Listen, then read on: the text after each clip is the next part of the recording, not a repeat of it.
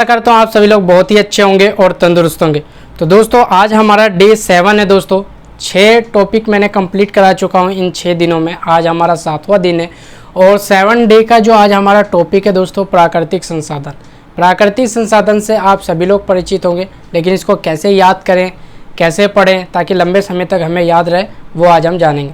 तो देखिए दोस्तों, प्राकृतिक जो हमारे संसाधन है ना, जो भी हमारे वातावरण के जो भी तत्व है, जो भी मनुष्य जो है उसको अपने हितों के लिए इस्तेमाल करता है, प्रयोग करता है, उसको कहते हैं दोस्तों प्राकृतिक संसाधन। जस्ट फॉर एग्ज़ाम्पल, जैसे कि आपका जल है, जंगल है, मिट्टी है ना, घास के मैदान है, इन सभी का जो है मनुष्य यूज़ करता है किसके लिए? अपने हितों की पूर्ति के लिए, यानी कि अपनी ज़रूरतों के लिए। जैसे हम जल का यूज़ करते हैं किस लिए?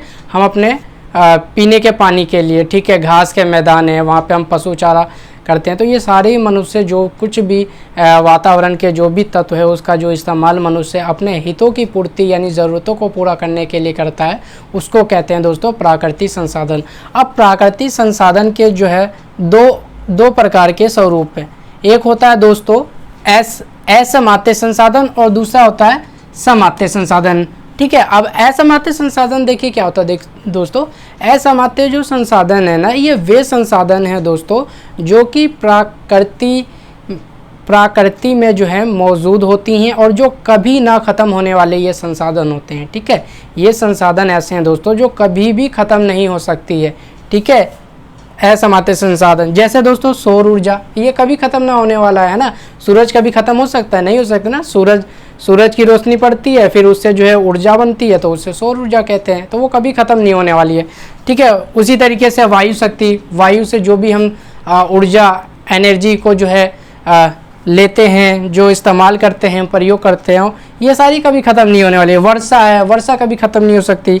ज्वारीय ऊर्जा है दोस्तों, जो कि समुद्र में जो लहरें आती है उनसे जो भी ऊर्जा बनाई जाती है उसे ज्वारीय ऊर्जा कहते हैं। जल ऊर्जा है दोस्तों, है ना। जल को ऊपर से नीचे गिरते हैं तो उससे जो भी ऊर्जा एनर्जी इकट्ठी होती है, या फिर जो है जल ऊर्जा से जो है करंट वगैरह जो बनती है, ये सारी किससे होती है? जल ऊर्जा से बन रही है ना। तो ये कभी ना ख़त्म होने वाले संसाधन हैं।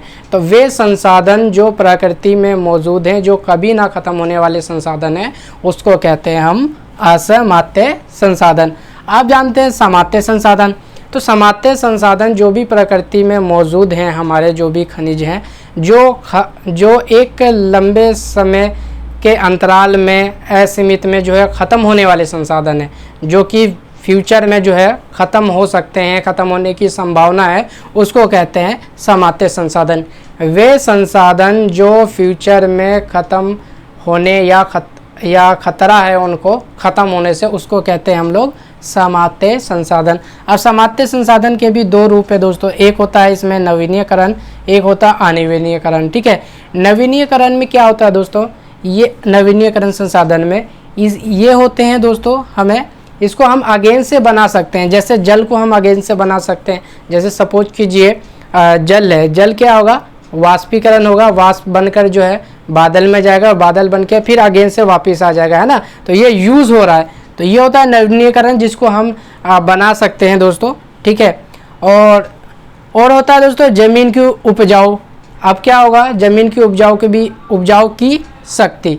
अब ज़मीन की जो उपजाऊ की शक्ति है दोस्तों, उसको भी हम अगेन से जो है बना सकते हैं।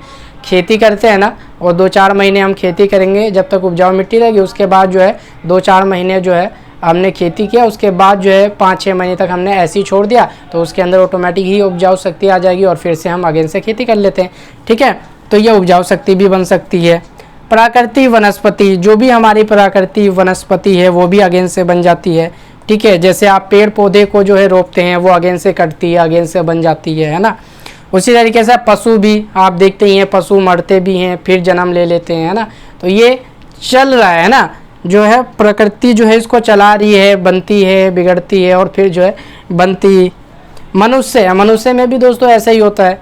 आप देख ही रहे, दिन पे दिन जनसंख्या बढ़ती जा रही है। तो ये क्या है?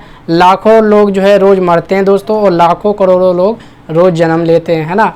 तो ये चीज़ें हैं जो कि नवीनीकरण संसाधन में आते हैं, जो कि बनती हैं ये, ठीक है, जो कि इसको बनाया जा सकता है, ये जो है, ठीक है।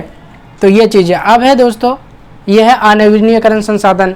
अनवीनीकरण संसाधन वे संसाधन होते हैं दोस्तों जो कि फ्यूचर में ख़त्म होने की खतरा है और ख़तरा की संभावना भी बहुत ज़्यादा है। जैसे सपोज कीजिए खनिज, जो भी हमारे खनिज हैं जैसे पेट्रोल है, डीजल है, कोयला है, इसको तो अगेन से हम लोग बना नहीं सकते ना। जैसे नवीनीकरण में इसको तो हम अगेन से बना सकते हैं। पानी है जो है बादल बना, फिर वर्षा हुई, वो पानी बन जाता है। लेकिन ये जो खनिज होती हैं जैसे पेट्रोल है, एक बार जल गया तो उसको दोबारा से हम लोग बना नहीं सकते, उसको यूजेबल नहीं होगा, ठीक है। डीजल है, डीजल भी एक बार ख़त्म हो गया। कोयला है, आपने कई बार न्यूज़ में सुना होगा कि कोयले की जो है धीरे धीरे जो है उसकी जो भी प्रोडक्शन है वो कम होती जा रही है।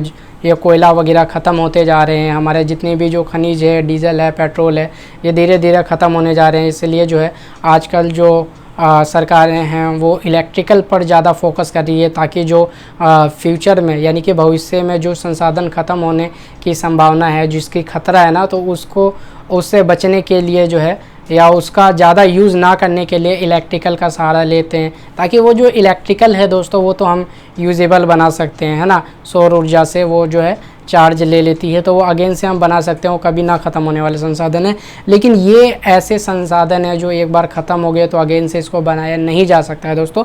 तो ये था दोस्तों आज का हमारा टॉपिक, जिसमें प्राकृतिक संसाधन है जिसका उसका रूप हुआ समात्य संसाधन। समात्य संसाधन में भी दो प्रकार के होते हैं, नवीनीकरण, अनवीनीकरण संसाधन। तो आशा करता हूँ दोस्तों आज की हमारी जो वीडियो है आपको काफ़ी ज़्यादा पसंद आई होगी, और अगर वीडियो पसंद आई होगी तो प्लीज़ वीडियो को लाइक कीजिएगा, चैनल को सब्सक्राइब कीजिएगा और अपने दोस्तों को भी शेयर कीजिएगा, ताकि वो भी अच्छी तरीके से पढ़ सके जिनकी अभी तक स्टडी नहीं स्टार्ट हुई है। ठीक है दोस्तों, मिलते हैं फिर नेक्स्ट वीडियो में।